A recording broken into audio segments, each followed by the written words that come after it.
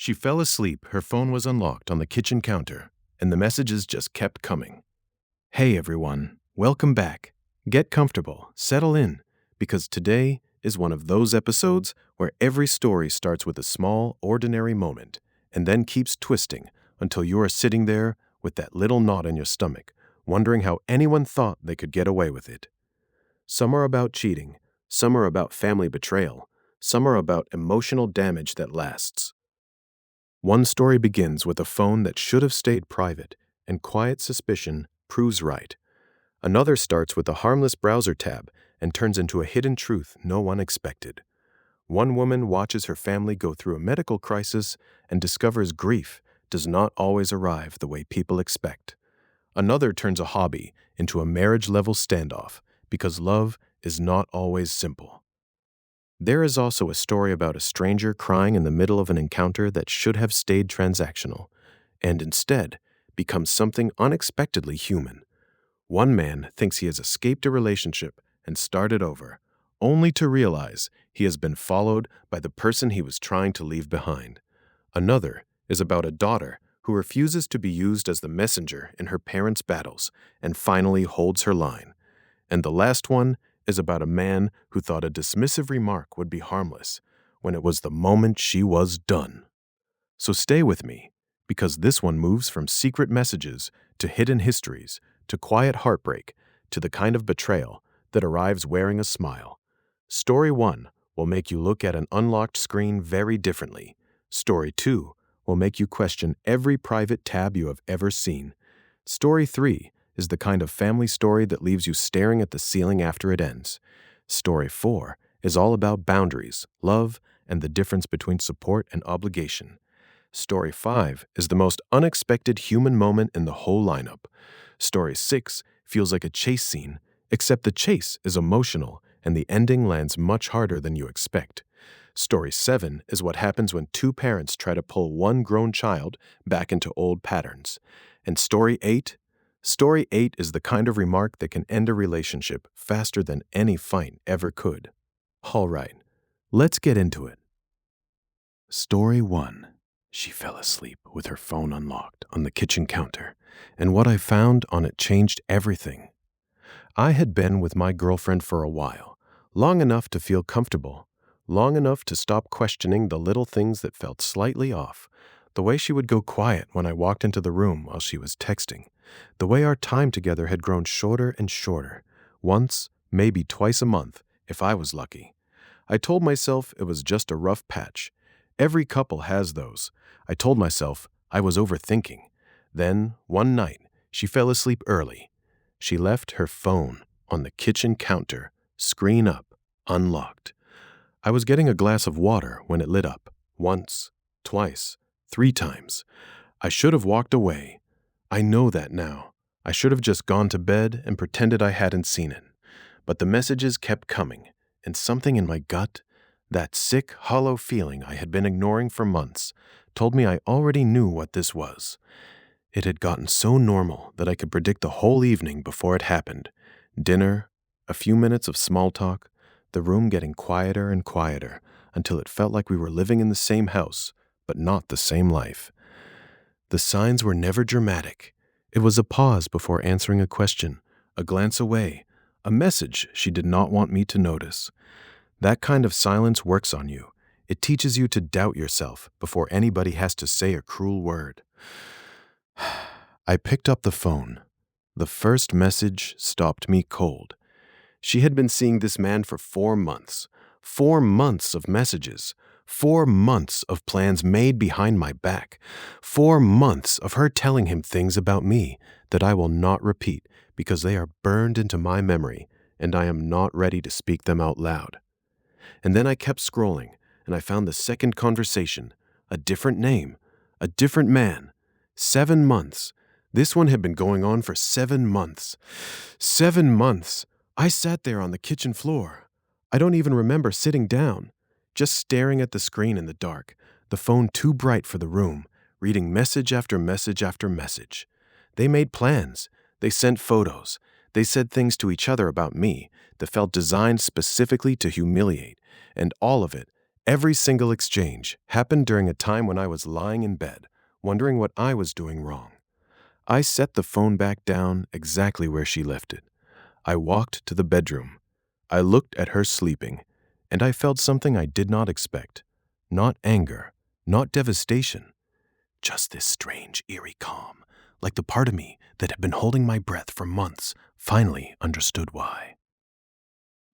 I spent that entire night sitting in the dark, deciding how to confront her. Do I act like I don't know? Do I tell her I looked at her phone? Do I leave before she wakes up? The problem was that my hands were shaking so badly, I couldn't hold my own phone. Every time I tried to think clearly, one of those messages surfaced in my mind again. Her words about me, her words to them, and I had to start over. By the time the sun came up, I still did not have an answer. I only knew one thing for certain.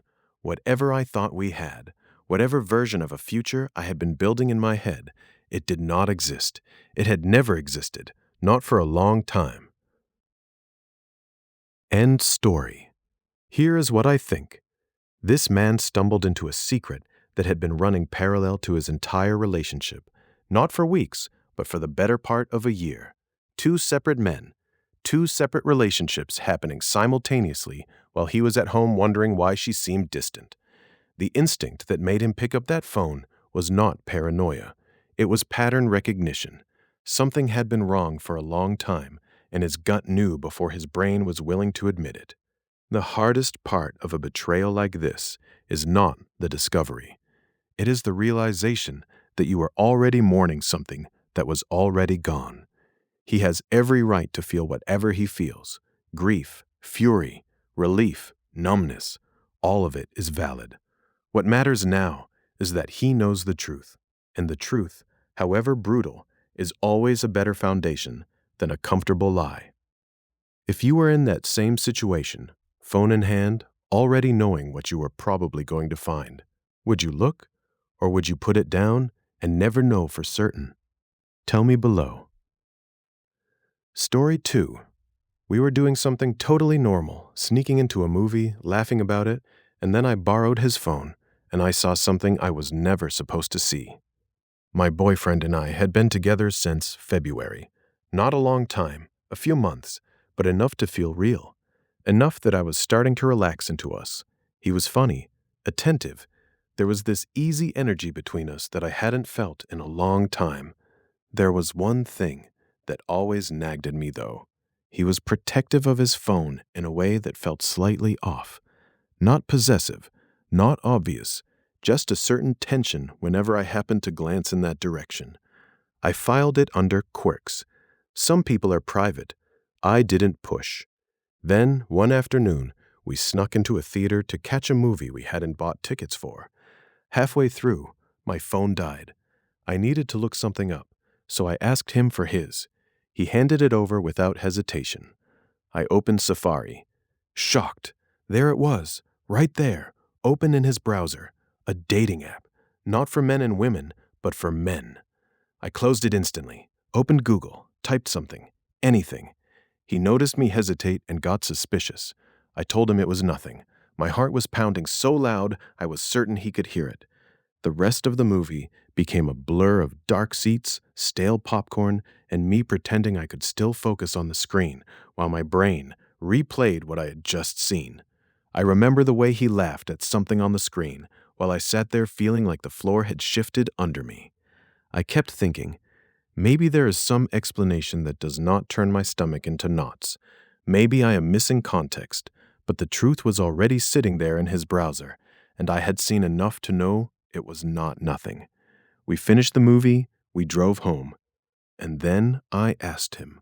I started gently. I asked him what he would think if he found a similar app open on my phone. He said what I knew he would say, that it would mean I was talking to other people. So I told him what I had seen. His first explanation was that he had been watching something online, and an advertisement had redirected him there. That explanation lasted about 30 seconds before it fell apart, because then he said something that stopped me completely.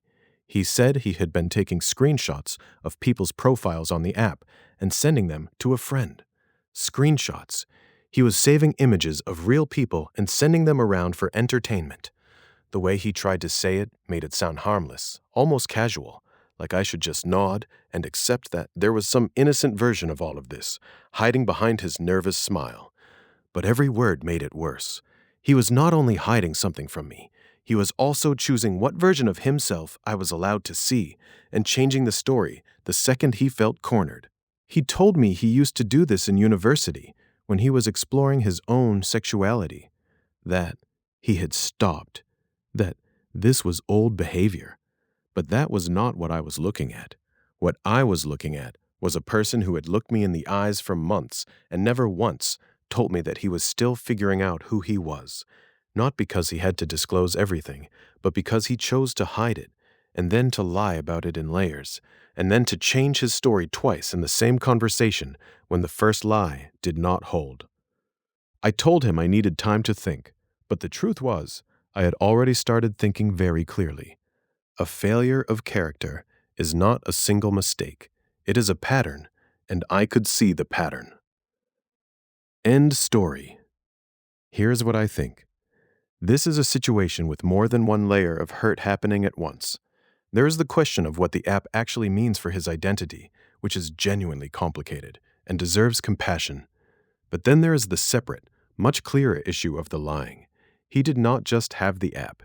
He changed his story. He deflected. He minimized. And the screenshots, using real people as entertainment without their knowledge, reveals something about how he sees others when he thinks no one is watching. She is not wrong for feeling that this is beyond repair. Staying with someone through honest self-discovery is one thing. Staying with someone who tells you a different version of the truth every time you push is another entirely. Would you stay and try to work through this together, or would you end it and move on? Tell me below. Would Story 3. 6 months ago, my twin brother was medically dead. The paramedics brought him back, and I have to confess something I have never been able to say out loud to anyone in my life. I did not care. My parents were devastated. They lived at that hospital. They cried every single day. They called everyone they knew, asking for prayers, asking for anything at all. The doctors told them he would never wake up, and my parents sat by his side anyway, day after day, refusing to leave. I stayed home. The house felt too quiet without everybody's footsteps and hospital updates and the constant anxious movement of a family pretending they could keep fear under control. My mother would call from the hospital in that exhausted voice people use when they have not slept in days. My father would talk like every sentence might somehow be the one that changed everything. I listened. I answered. I said all the correct things. I made up a story about having the flu.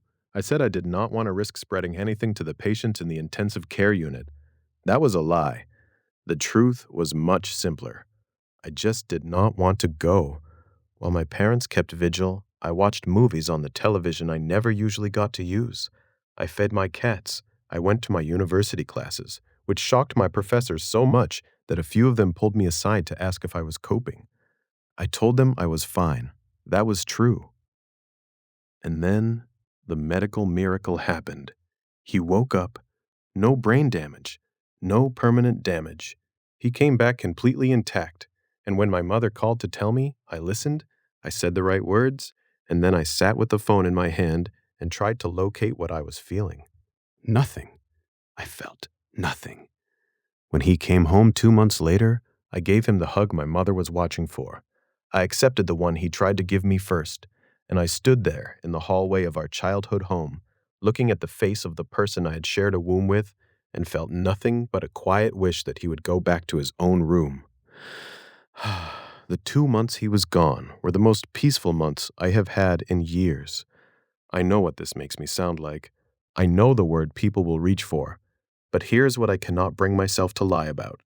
I find him extraordinarily difficult. He is emotionally unpredictable. He tells lies constantly, small ones and large ones, and he does it so smoothly that the people around him rarely notice. He is a psychological drain on everyone in this family, and I have never been able to understand why people are drawn to him, why they love him so thoroughly. when I can see so clearly what is underneath? Sometimes I wondered whether other people were seeing a version of him I could not. Sometimes I wondered whether the problem was me for not being able to forgive the years of chaos he created around him. But then he would say something cruel, or slippery, or absurdly self serving, and I would remember that the problem was not my perception. It was that everyone else had learned to keep the peace by looking away. I do not want him to suffer. I do not wish him any harm. I simply want him to leave me alone. And now he is home and alive, and I am back to counting the hours. I thought about seeing a therapist, but I don't know what problem we would even be solving. What is the word for feeling nothing toward your own twin? End story. Here is what I think. What this woman is describing is not a character flaw. It is armor. When someone drains every room they walk into, when they lie compulsively, when they destabilize the people closest to them, the people who have to live alongside them sometimes stop being able to feel anything at all. That numbness is self-protection that got built over years and years. The question she is actually asking, "What is wrong with me?" deserves a real answer from a real professional. Not because she is broken, but because she is carrying something heavy and complicated entirely alone, and she deserves to understand herself better. She does not have to love her brother. She does not have to perform grief she does not feel. But she does deserve to understand where all of this comes from. That is what a therapist would actually help her with. Would you seek out professional support to understand your own emotional distance, or would you accept it, decide it makes sense given everything, and move forward with your life? Tell me below. Story 4. I have never wanted to ride a dirt bike. I have never wanted to fix one. And yet, somehow, this has become the biggest argument in my marriage. My wife has been riding dirt bikes since she was a little girl. I want to be clear about this because I think it matters. This is not a casual weekend hobby. This is who she is. Her most vivid childhood memories involve riding with her father and her friends. It is woven into her identity in a way that I genuinely respect, even though I do not share it at all. I have watched her light up talking about it, the way her whole face changes when she remembers being a kid in the garage, standing beside her father while he handed her tools and talked her through what he was doing. I have never mocked that. I have never tried to take it from her. I just never imagined that loving someone would eventually mean I was expected to become part of the machinery of a hobby I never chose for myself. I am 35 years old. I have never enjoyed dirt bikes. I did not grow up around them. I do not want to ride them. I have explained this to my wife more times than I can count, calmly, without cruelty, and she knows this about me. It is not a surprise. Here's where things started to unravel. Her father always maintained the bikes for her. She never had to learn the mechanical side of it herself. She would stand next to him in the garage, hold the flashlight, hand him tools when he asked, and he would handle everything else. It was their ritual. It was part of how they connected. And then we moved away from her family. We took the bike with us, and her father was no longer 20 minutes down the road. That changed the whole shape of the problem. Suddenly, this was not about a casual favor. It was about responsibility, distance, time, and the quiet reality that one person's lifelong passion can become another person's unexpected burden if nobody is honest about where the limits are. When she started planning to ride this weekend, she assumed I would help her get the bike running again. I found this out not through a direct conversation, but through the plans she had already made, as if my involvement had been decided for me without anyone asking. I said no.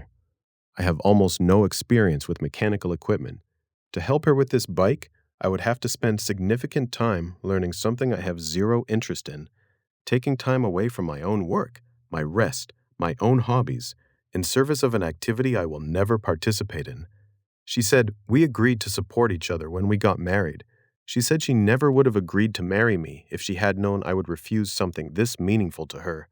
She said she was worried about making the problem worse by trying to fix it herself and costing us more money. I heard her. I really did. But here's the question I could not get past. At what point does supporting a partner mean permanently taking on something you genuinely cannot stand, with no end in sight? If the bike breaks down next year, is this now my responsibility every time? Is this what support looks like forever? I was not refusing to be helpful out of spite. I was trying to understand where partnership ends and unpaid labor begins. I was being asked to step into a role I had never agreed to absorb a skill I do not care about, and to make peace with the idea that my answer would probably be treated like a character flaw instead of a boundary. That is a hard place to be when you love someone, because you know the conversation is not really about the bike anymore. It is about what each of us thinks marriage is supposed to absorb. We are still in the middle of this. Neither of us has moved. The bike is in the garage, unridden, and we are still both holding our ground. End story. Here's what I think. This is genuinely one of the more complicated situations because both people have a real point and neither one is entirely wrong. He is not obligated to pick up a technical skill for a hobby he actively dislikes. That is a reasonable boundary. But she is also not wrong that maintaining a hobby involves practical realities. The solution is for them to find a creative path together. Support in a marriage does not mean erasing your own limits. Would you learn something you genuinely dislike to support your partner's biggest passion? Or would you hold your boundary and let them find their own solution? Tell me below. Story 5. I had an appointment last night, and the part of it that I cannot stop thinking about had nothing to do with why I was there. I met a woman. I paid her, and at first, everything was straightforward. She asked a question or two. We were together for a while. I was not paying close attention to her face. The room had that flat, artificial quiet that makes everything feel slightly unreal. The light was too bright to be intimate and too dim to be honest. I remember thinking that it would all be over in a neat little line, one more ordinary transaction in a life that had gotten a little too efficient for my own taste. It was only afterward that I realized something was wrong. She was crying. Not loudly, not dramatically, just quietly, steadily. The kind of crying that has gone on for so long it barely makes a sound anymore. When I asked what had happened, genuinely frightened that I had done something to hurt her, she looked up at me and said something I was not prepared to hear. There was a pause before she answered, and in that pause, I could see how hard she was trying to keep herself together. Her hands were shaking. Her face was red, but her voice was still careful, like she was apologizing for the existence of her own grief. I remember feeling suddenly very still, because the thing in front of me had stopped being awkward and started being sad. Her husband was in prison. He had been there for 3 years. He was getting out later this year, and she missed him so much that some days she could barely stand it. She showed me a photograph of the two of them on her phone. They looked happy, genuinely, quietly happy. The kind of photograph you take when you are not performing for anyone, just trying to hold on to a moment. I held her for a while. She apologized multiple times, and each time I told her to stop. She did not need to apologize for anything. She was a person in pain, missing someone she loved, and she happened to break apart in front of a stranger who, it turned out, was willing to just sit with her. Before I left, she held me again for a moment. She said she felt better. She said she hoped I would come back. I am not going back. But I have spent the time since then turning the whole thing over in my mind. Did I do something wrong? She told me I did not cause her pain. She told me the conversation helped, but the guilt has stayed with me, and I am not entirely sure I understand why. Maybe that is because sometimes you walk away from a room knowing you did the kind thing, and it still leaves you unsettled, because kindness does not always feel clean. It can feel heavy. It can make you aware of other people's loneliness in a way you cannot unsee. And once you have seen that, it is hard not to replay every word, wondering whether you were comforting her or simply giving one tired person a minute to breathe. I kept thinking about the pauses between her sentences, the way she tried to keep her voice steady even while she was falling apart. I remember wondering whether I should leave her privacy intact or sit there long enough to make the room feel less empty. She was embarrassed, which somehow made me even more protective of the moment, because her sadness did not feel dramatic. It felt private, like something she had been carrying far too long without a place to set it down. End story. Here is what I think. In the middle of a moment defined by transaction, this man chose to be human. He did not rush her. He did not make her feel embarrassed. He held space for someone who was quietly drowning, and he stayed until she could breathe again. The guilt he is carrying is not proof that he did something wrong. It is proof that he cares about her feelings, about his own role in the moment, about the ethics of everything. That kind of reflection is not something everyone is willing to do. The kindness he showed her cost him nothing but a few minutes and a willingness to be present. And sometimes, that is exactly what a person needs most. Would you have stayed and comforted her? Or would you have quietly left and tried to put the whole thing out of your mind? Tell me below. Koto. Story 6. I thought I had escaped. I made the 18-hour drive to a new state, a new apartment, a new life. And then I found out he had beaten me there.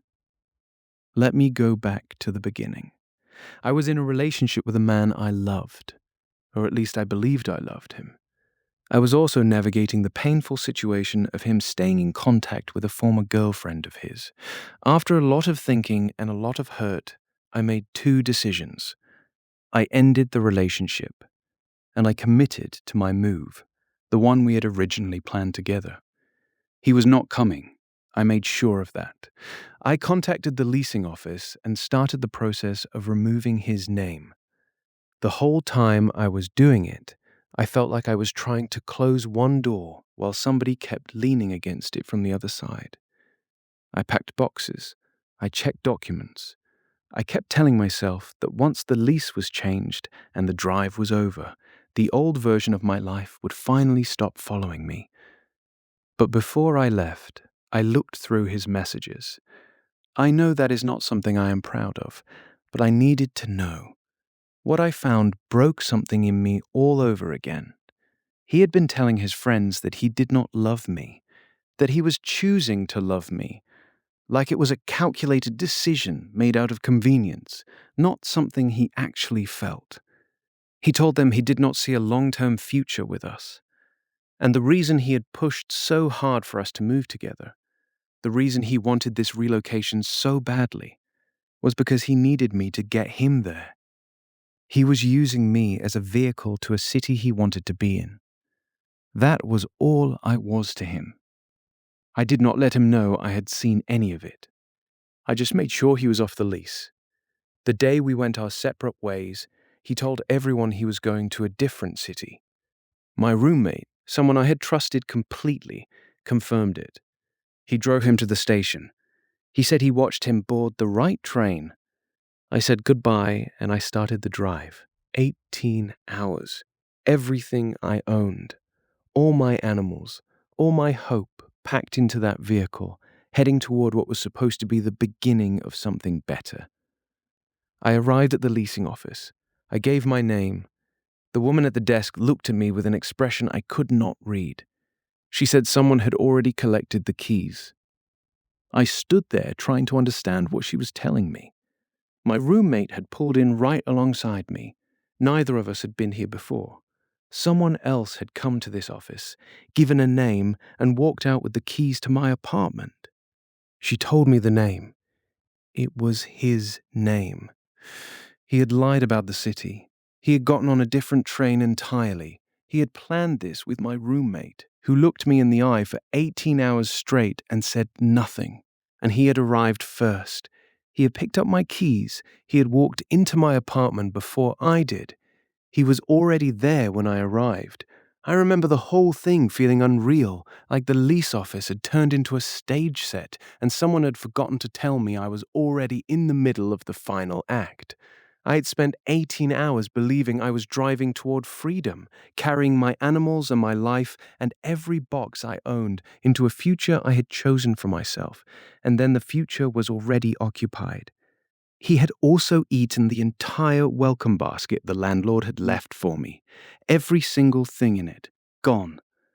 I do not know how to explain what it feels like to stand in a parking lot outside a building you signed for, realizing that the person you were running away from is already inside it.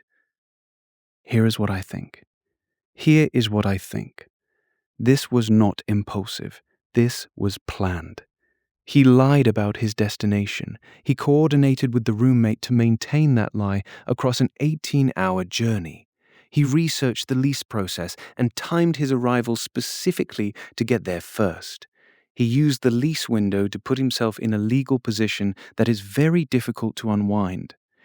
Every single one of those steps required deliberate, calculated decision-making. This is not a man who made a mistake out of desperation.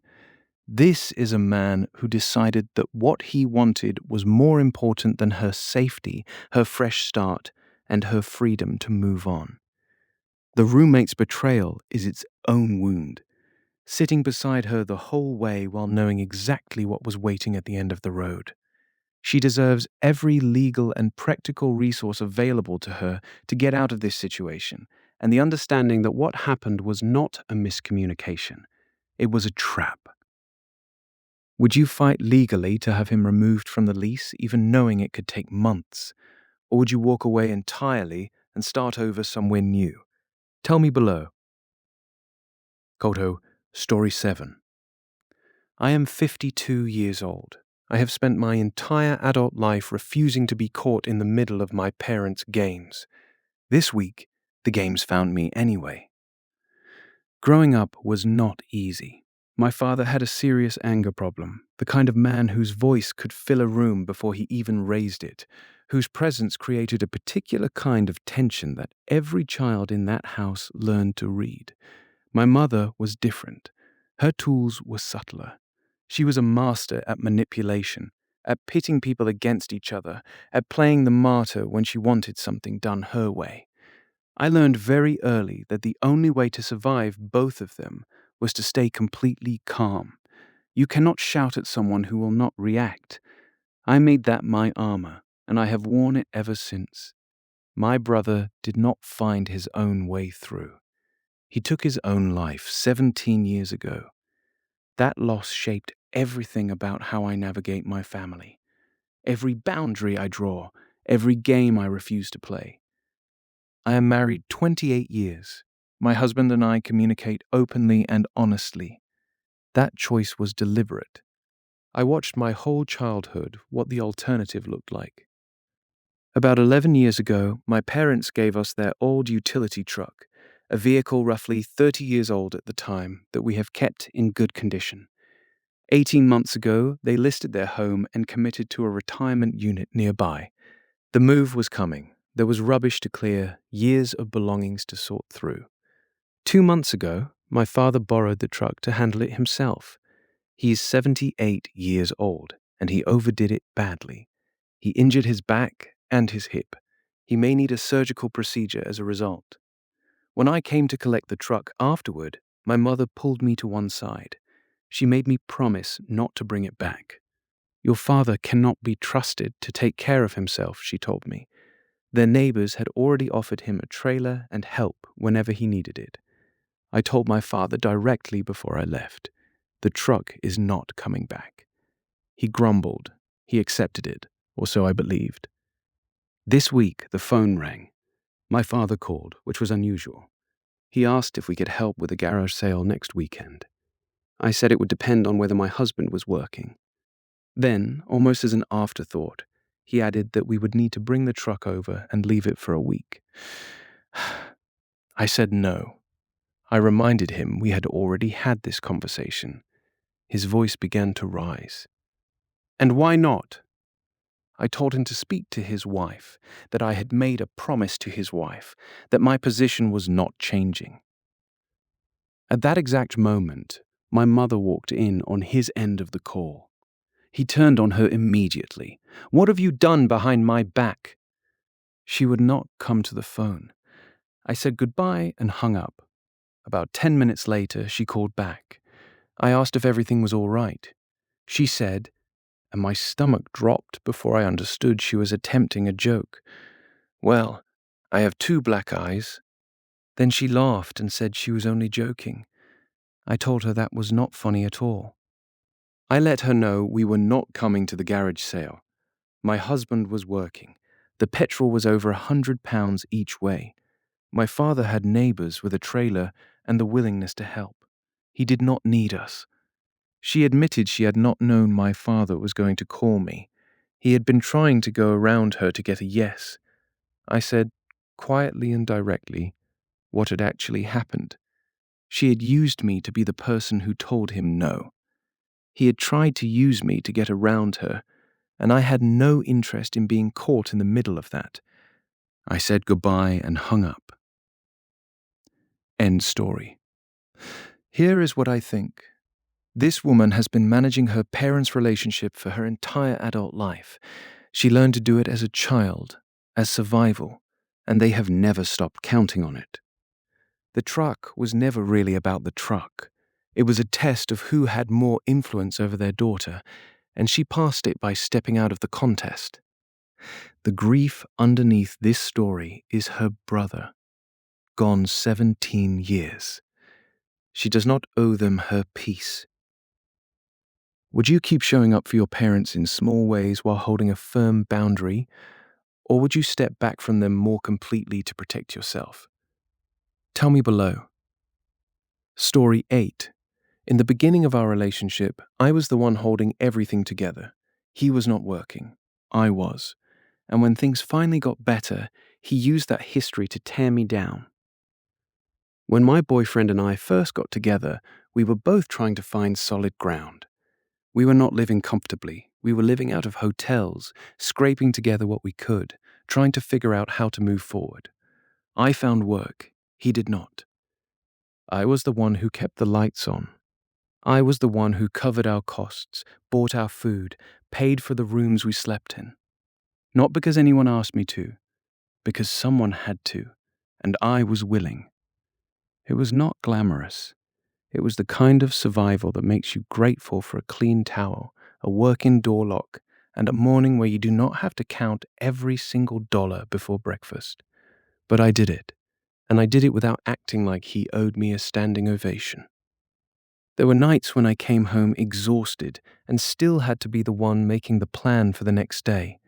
There were mornings when he acted like all of that effort had simply materialized out of nowhere. So when he looked back on that period and tried to reduce it to a technicality, it felt like someone reaching into my memory and trying to erase the shape of my own sacrifice. I did that for both of us, for as long as it took. And then things changed. We found more stability. We moved forward. We reflected on that earlier period the way you do when you have come through something hard, with some measure of pride, some tenderness for who you were, some gratitude for having made it through. And that is when he said it. He told me my job back then was not a real job. The work that had kept us both alive, that had paid for the roof over his head while he was not contributing.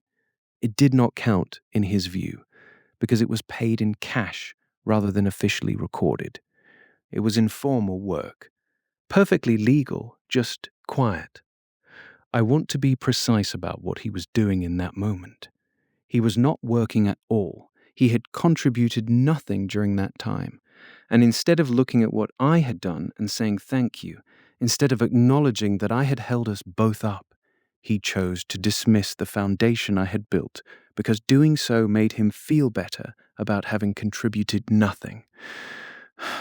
He was rewriting history to protect his own ego, and the cost of that protection was my dignity. I ended things immediately, without hesitation.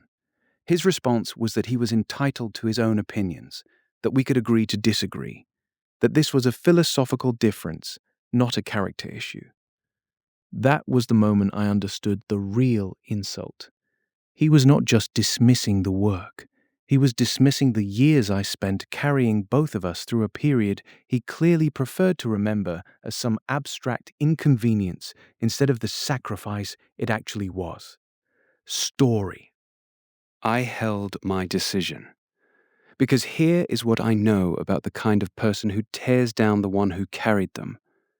They do not change. They find the next version of that story and they tell it again. And the next time, they are a little more comfortable doing it.